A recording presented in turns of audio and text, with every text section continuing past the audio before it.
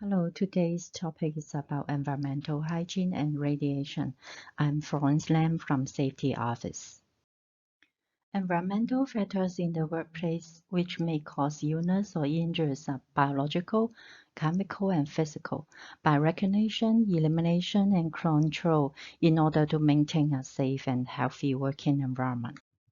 For a safe and healthy working environment, the lab should be clean, all waste material and debris are kept in a suitable container, well lit, vertically ventilated by fresh air to keep free of impurity, and people are protected from inhaling impurity.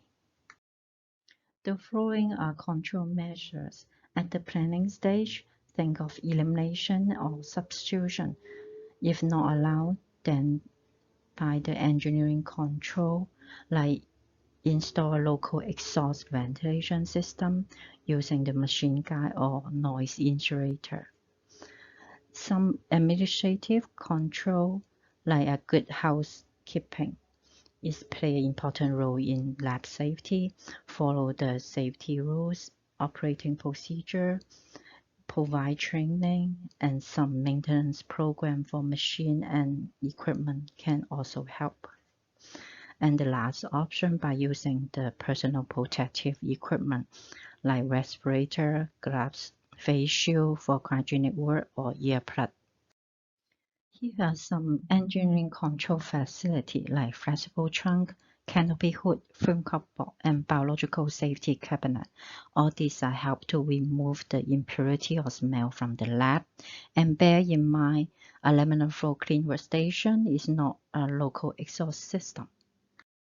Here is a typical setup of local exhaust ventilation system. The contaminated air in front of breathing zone is moved away by an air mover through the capture hood. Its effectiveness depends on the adequate velocity from the capture hood, and the source should place as close as possible to the hood. Some setup of the local exhaust ventilation system in lab for instrument generate heat, contaminant, or smell.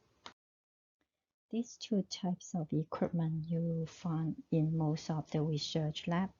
For film cupboard on left-hand side is used for handling chemical work, and the right-hand side biological safety cabinet is for handling the biological agents like virus, bacteria, or pathogen. It can filter out up to 0.3 microparticle inside. Let's look at the airflow patterns of a film cupboard on left-hand side. Ambient air sucked into the work chamber and exhaust the contaminated air by an external fan to the rooftop or outside the building, or sucked in by an internal fan and cleaned by a filter to recirculate the exhaust air back to the lab. It will provide protection to the user from breathing in the contaminated air.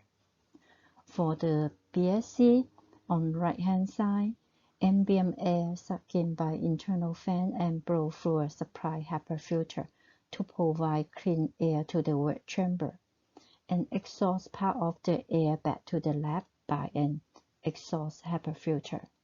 It can provide product, operator, and environmental protection from biological hazard, but no chemicals can be handled in this biological safety cabinet. The airflow inside FC or BSC should not be blocked or obstructed. Large objects stored inside the FC or BSC will block the airway and affect their performance. Look at the typical layout of equipment put inside a BSC. Clean work should be put in the middle of work tray. Waste should put on both side or rear part of work chamber. The opening height of film cupboard should keep at or below the sash stopper or arrow in order to provide adequate face velocity, same as BSC. The opening should keep at its marked position. Here are example of best practice to treat the FC or BSC as a storage cabinet. Your work should put at 6 inches from front edge in film cupboard and 4 inches from front grille in BSC. Staff put inside BSC or Funkable will take up your working space and affect the operator and product protection. The location of BSC or Funkable may affect their performance, like a BSC put underneath a ventilation system. Passing by or traffic in front of them will create turbulence and affect their performance. Please have a look at the sticker put on the BSC or FC before start using them. If it's a yellow one, do pay attention to the conditions stated on the label. In Funkable, most of the time will tell you the proper working height for the sash opening. Sometimes have to restrict passing by in front of BSC or Funkable when using them, because turbulence created by traffic, ventilation system, opening or closing of equipment door next to them will deteriorate their performance. So don't ignore the message from the yellow sticker. If it's a green one, it's safe for use, and of course a red one is unsafe. You shouldn't use it. In some of the lab, you may come across this kind of laminar flow clean workstation, although they look like a BSC, but let's have a look at the airflow pattern. Ambient air sucked in by internal blower and blow through a HEPA filter to provide clean air to the work chamber. It has two types, horizontal or vertical. It can only provide product protection, so no chemical or biological work can be handled in this station. There are two types of Funkable, recirculatory ductless or ducted Funkable. For recirculating Funkable, it's not ducted to outdoor. Contaminated air will circulate back to the lab after cleaning. It can only handle small amount of low toxicity chemical, and the filter efficiency have to check regularly to ensure it can handle the listed chemical effectively. The Funkables in KBSB are built-in with filters. Some of them are recirculatory type. Exhaust air will circulate back to the lab after cleaning by filter. In case of emergency like a spillage, it will bypass to the side of building through the built-in exhaust duct by sliding the damper. Some of them are ducted FC. It exhausts the air to the rooftop or side of building. These Funkables have got two layers of filters, the main multi-layer current filters and the security carbon filter for specific chemical. So please make sure the chemicals you work with are on the chemical list. A water scrubber also built in to handle water-soluble and water-miscible substance. Before switching on the water scrubber, please ensure the water level is in between two black lines. If you're switching on when the water level is below the red line, the motor may get burned.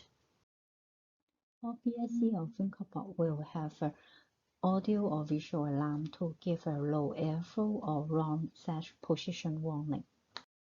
So when an alarm trigger, do not ignore it. Check if it's a sash alarm with position to the marked level. If it's a low airflow alarm, stop your work inside the BSC or Funkable and report the problem to your supervisor.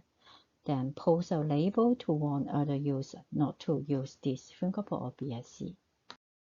The Funkable in CYM chemistry building are different from those in KBSB. They are variable volume Funkable. The extract volume depending on the sash level. When you raise the sash height, the extract volume will increase to maintain a constant phase velocity. This ideal design depends on the mounting place door sensor. The user have to open or close the door gently or it will detach and lose its function. If you have to work in a lab, make sure you know where to get and how to use the safety equipment like eye wash, safety shower, fire extinguisher, blankets, first aid kit, spill kit for chemical or biological agents, cut-off valve for gas in case of gas leak, manual containing safety procedure for your work or instrument, material safety data sheet for chemical you handle, and please make sure they are always available, accessible, and functional. Housekeeping is important in lab safety. Don't block the access to exit, emergency equipment, electrical control panel, etc. A good housekeeping, the lab floor should tidy and dry. Lab bench should clean and uncluttered, aisles free from obstruction, and a regular cleanup of unwanted items can save a lot of lab space. Most of the lab will have gas cylinders. Please check what's the maximum holding capacity for the gas cylinder you use and what's a proper anchorage system for them. Here are some bad examples of housekeeping, like falling hazard, electrical hazard, tripping hazard, and the chemical all over the floor. Clear labeling is important, especially for those hazardous material and container in use. Make sure you know how to respond to a spillage. Those safety rules and procedures for equipment and special labs must be followed.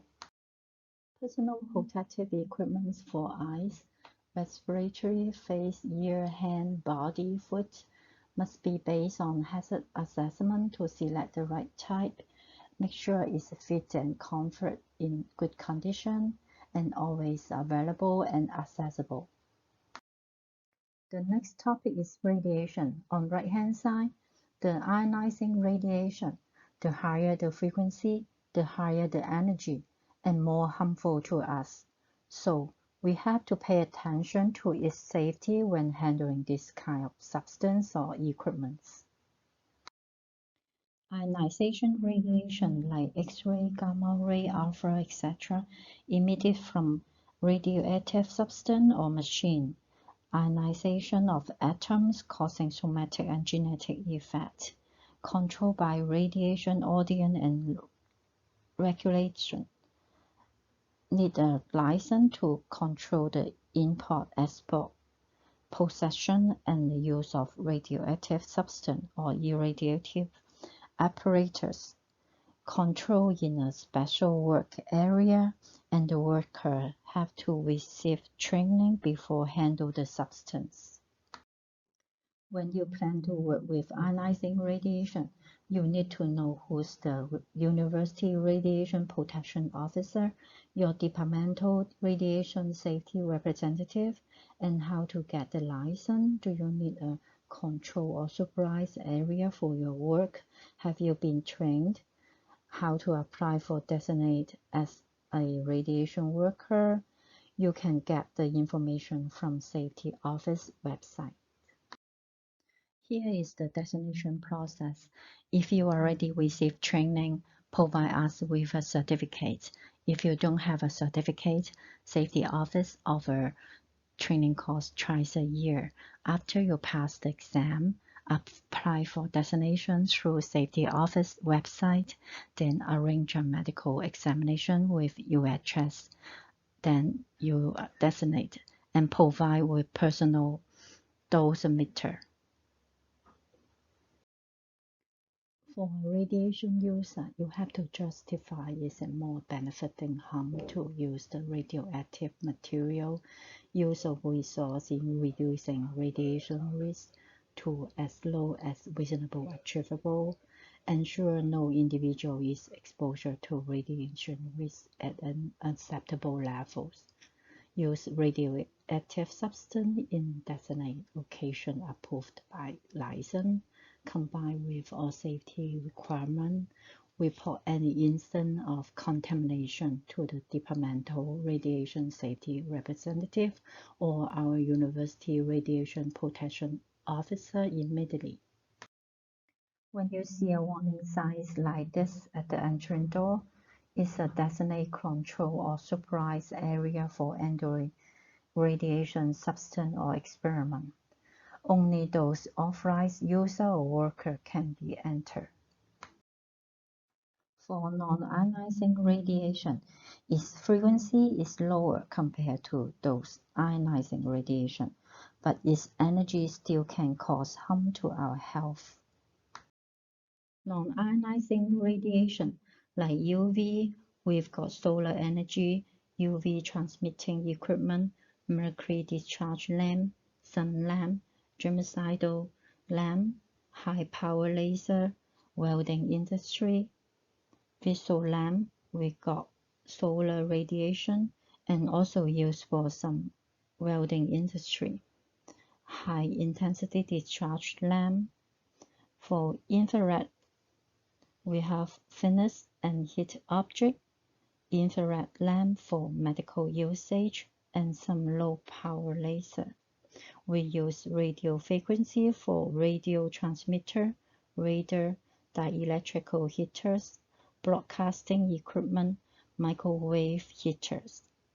The extremely low frequency, we have overhead power line, power supply transformer, large electrical motor, induction heater. All these equipment are benefit to our life, but if we misuse it or malfunction, it may cause harm to us.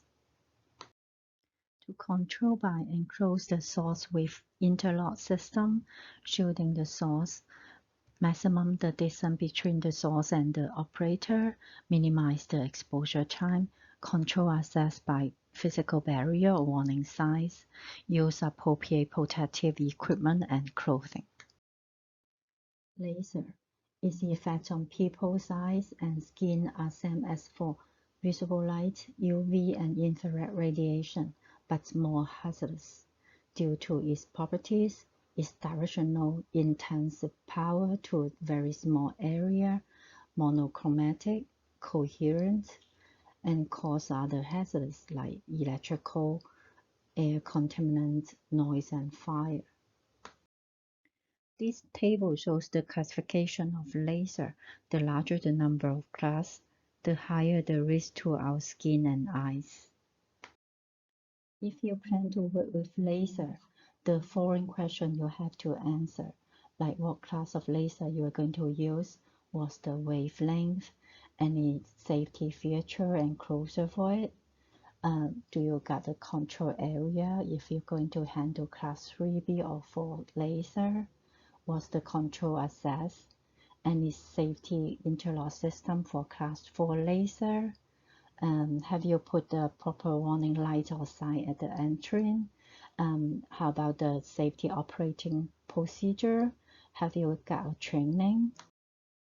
The following are some causes of laser accidents, like unanticipated eye exposure during alignment, didn't use the laser eye protection or use the wrong type, improper use of equipment, failure to follow the SOP, improper handling of high voltage, inhaling of laser-generated air contaminant, ignition of fire, or equipment malfunction, etc.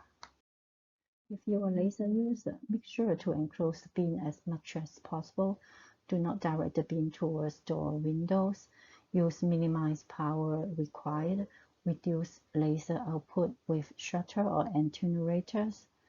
Don't alter the beam path or bypass the interlock system. Avoid specular reflection. Keep beam path away from your eyes level.